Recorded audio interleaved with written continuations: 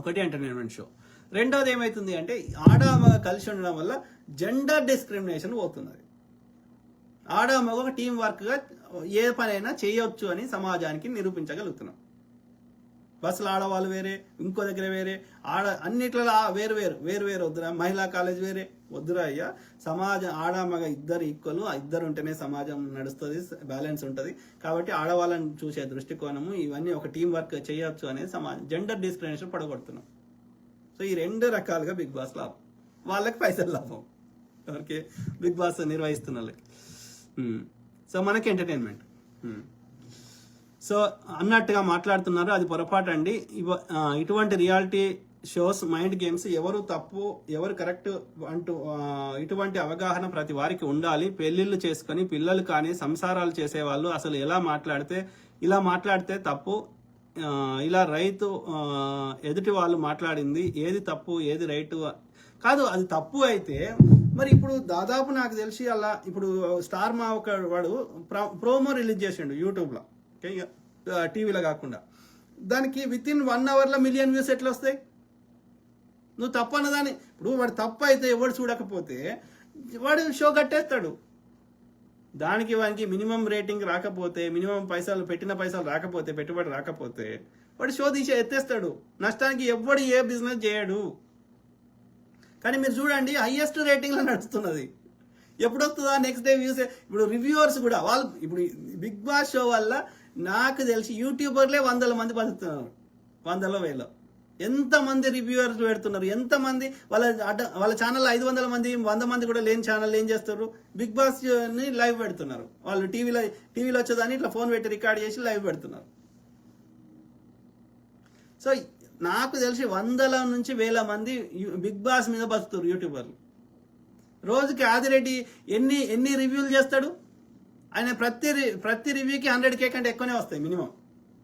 అంటే ఆదిరెడ్డికి ఎన్ని పైసలు వస్తున్నాయి ఈ నెల 2 నెలల్లో? ఆయన ఏం కంటెంట్ క్రియేట్ చేయకుండా, ఆయన సొంత కంటెంట్ ఏం లేదు కదా, వాళ్ళు వచ్చిన దాని మీదనే బతికేస్తుండే కదా. అట్లా ఎంతమంది ఉన్నారు?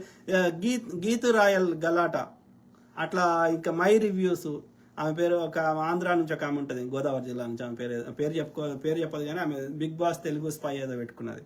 సో అట్లా నాకు తెలిసి 100 మంది ఉన్నారు. సతీష్ అంటే ఆయనకు 2 ఛానళ్ళు ఉన్నాయి, ఆయనకి న్యూస్ బావులు, సతీష్ ఏదో ఉంది జర్నలిస్ట్. సో అట్లా ఎంతమంది ఉన్నారు ఈ రివ్యూ కేవలం బిగ్ బాస్ రివ్యూలతో బతికేస్తున్నారు. సో బిగ్ బాస్ 100,000 మంది బతికేస్తున్నారు. ఇక లోపల ఉన్న వాళ్ళు, ఆ టాస్క్లకి కావాల్సినవి చేస్తున్న వాళ్ళు, ఫుడ్ సప్లై చేస్తున్న వాళ్ళు, అట్లా లెక్క పెడితే 1000 మంది అవుతారు. బిగ్ బాస్ షో మీద డైరెక్ట్గా ఇండైరెక్ట్గా బతుకున్న వాళ్ళు ఇక 1000 మంది ఉన్నారు. ఓకే.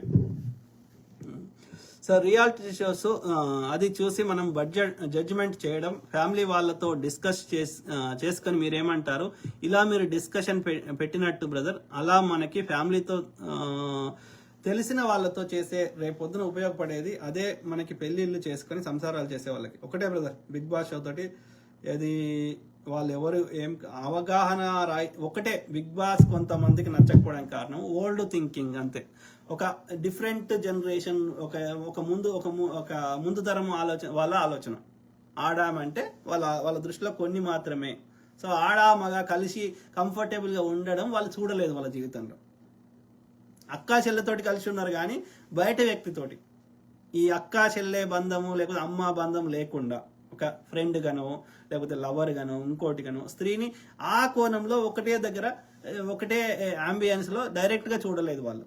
కాబట్టి దాన్ని అంగీకరించడం వీళ్ళతో సాధ్యమైతలేదు. కానీ ఐటీ కంపెనీలో పనిచేసే వాళ్ళకి, స్పోర్ట్స్ లో పనిచేసే వాళ్ళకి, సినిమా ఇండస్ట్రీలో పనిచేసే వాళ్ళకి బాగా తెలుసు. హాస్పిటల్లో పనిచేసే వాళ్ళకి, నర్సులు, ఏరోప్లేన్లో పనిచేసే వాళ్ళకి తెలుసు ఆడామగా ఎట్లా ఫ్రెండ్లీగా పనిచేస్తారో. మన దగ్గర వచ్చిన దరిద్రం ఏంటంటే ఆమెతోటి మాట్లాడితే ఇక లింక్ కట్టేస్తారు. అది పోవాలి. వాళ్ళిద్దరికి నచ్చితే ఏమైనా చేసుకుంటారు. నువ్వు కనుక్కోలేవు. కానీ 100% మంది లేకపోతే 99% మంది లింకులు పెట్టుకోరు. ఒక 1-2% ఎవరో ఉంటారు. ఇక వాళ్ళు అంతటా ఉన్నారు. కానీ 99% పెట్టుకోరు. ఎందుకంటే ఆమెకు బాయ్ ఫ్రెండ్ ఉంటాడు, ఈయనకి గర్ల్ ఫ్రెండ్ ఉంటుంది, లేకపోతే ఆమెకి మొగుడు ఉంటాడు, ఈమెకి పెళ్ళాము ఉంటుంది. కాబట్టి పెట్టుకుంటే వాళ్ళకి మొగుళ్ళకి తెలుస్తుంది, పెళ్ళాలకు తెలుస్తుంది, బాయ్ ఫ్రెండ్ తెలుస్తుంది, రిలేషన్స్ పాడవుతాయి, మొత్తం వ్యవస్థకు మొత్తం ఇది అస్తం అవుతుంది. ప్లస్ ఆలోచన కూడా రాదు కొంతమందితోటి, అట్లాంటి ఆలోచన కూడా రాదు. Friend is a friend.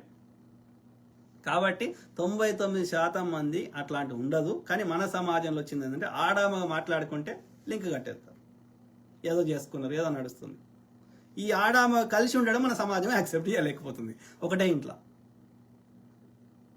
చెయ్యి సమాజంలో 50% ఆడవాళ్ళు ఉన్నారు. ఆడవాళ్ళు అందరు అట్లా లేరు, మగవాళ్ళు అందరు అట్లా లేరు. ఊర్లో ఎక్కడో చోట ఊరవతలు ఉంటాయి సాని కొంపలు, దొమ్మరి గుడిసెలు. సో అది వాళ్ళ 1000 మంది ఊర్లో కుటుంబాలు ఉంటే ఒక 10 కుటుంబాలు అట్లా ఉంటాయి. సో ఆ 10 మందిని చూపెట్టి మొత్తం సమాజం అట్లా ఉందనుకోకండి దయచేసి. ఇక్కడైతే బిగ్ బాస్ షోలో అట్లాంటి సాధ్యం కాదు. కాబట్టి ఆడవాళ్ళు కూడా మన సమాజంలో మన అక్క చెల్లె అనుకోండి, వాళ్ళ ఫ్రెండ్ అనుకోండి, లేకపోతే ఎవరికి నచ్చినట్టు వాళ్ళు. సో కాబట్టి మన సమాజంలో వాళ్ళు అన్ని పనులు చేయడానికి అర్హులు. పోటీ పడడానికి, గేమ్లు ఆడడానికి, స్పోర్ట్స్ ఆడడానికి వాళ్ళకి దిమాగ్ పెట్టిండు దేవుడు మన లెక్కనే. కాబట్టి అంగీకరించండి, షోలో ఎక్కడా మీకు వ్యభిచారం చెయ్యరు, సాధ్యం కాదు. టచ్లు హగ్గులు అది ఏం తప్పు కాదు. తండ్రి కూతురు నగ్గు చేస్తే తండ్రి ఫీల్ కాదు, కూతురు ఫీల్ కాదు. సో ఇక్కడ కూడా అంతే, సింపుల్. ఆలోచన మార్చుకోండి, simple. Let's make it simple. ఏది ఆడవాళ్ళని చూసే దృష్టికోణం మార్చుకోండి, సింపుల్. ఏది ఉపయోగపడేది ఏమంటున్నారు బ్రదర్? చదవలే, పొరపాటు అండి అది చదివినా.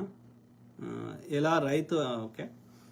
ప్రోగ్రామ్స్ చూస్తూనే వస్తాయి రియాలిటీ షోస్, అది మనం జడ్జిమెంట్ చేయడం, ఫ్యామిలీ వాళ్ళతో డిస్కస్ చేసుకొని మీరేమంటారు? ఇలా మీరు డిస్కషన్ పెట్టినట్టు బ్రదర్, అలా మనకి ఫ్యామిలీతో తెలిసిన వాళ్ళతో చేస్తే రేపొద్దున ఉపయోగపడేది. అదే మనకి పెళ్లిళ్ళు చేసుకుని సంసారాలు చేసేవాళ్ళు. తప్పకుండా బ్రదర్, సమాజానికి బిగ్ బాస్ వల్ల లాభమే ఉంది కానీ నష్టం లేదు. ఓకే, ఫస్ట్ లాభం ఎంటర్టైన్మెంట్, వినోదం. సెకండ్ లాభం జెండర్ డిస్క్రిమినేషన్ పొడగొట్టడం. రాజేష్ మామిడిపల్లి బ్రదర్, చాలా మంది ఇటువంటి ప్రోగ్రామ్స్ వల్ల ఉపయోగం ఏంటి అని అడుగుతున్న వాళ్ళకి చెప్పేది ఏంటంటే, బిగ్ బాస్ అనేది ఒక నవల ఆధారంగా సృష్టించబడ్డ షో. ఆ నవలలో ఒక క్యారెక్టర్ పేరు బిగ్ బ్రదర్.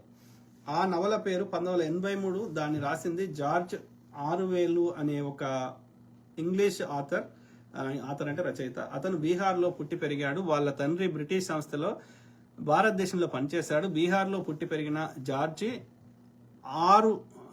6 ఆయన పేరు. ఓకే, బీహార్లోనే రాశాడు ఆ నవల. దాంట్లో బిగ్ బ్రదర్ అనే ఒక క్యారెక్టర్ అందరూ ఏమి మాట్లాడుతున్నా వింటూ ఉంటాడు. ఒక ప్రైవసీ లేకుండా ఆ నవల ఇంటర్నెట్ చూస్తే ఎలా ఉంటుంది అని అప్పుడే గ్రహించి రాశాడు. 1940లలో ఎప్పుడో రాశాడు అతను. ఆ నవల టైటిల్ మాత్రం 1983 అని పెట్టి ఆ సంవత్సరంలో ఇంటర్నెట్ ఉంటుంది అని ఊహించాడో ఏమో కానీ అది ఒక గొప్ప నవల. మొదట నార్వేలో బిగ్ బ్రదర్ అని పేరు పెట్టి షో చేశారు.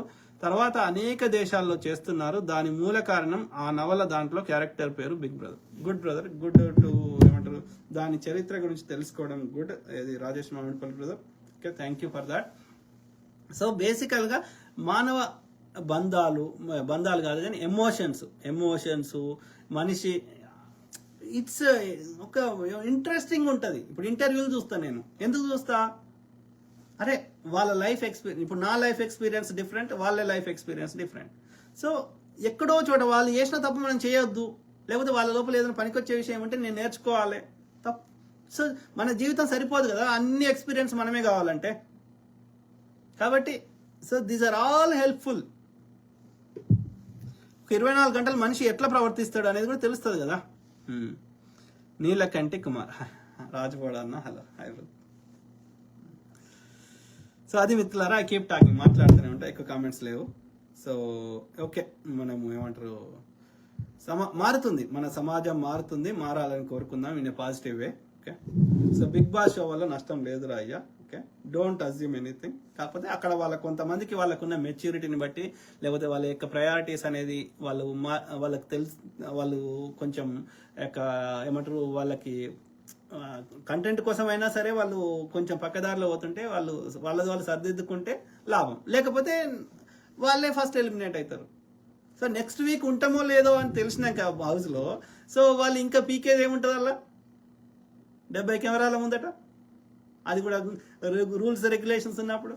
కాబట్టి దానివల్ల ఎవ్వరికి నష్టం జరుగుతుంది, లాభమే జరుగుతుంది. ఓకే, మన ఆలోచన విధానం మార్చుకుందాం.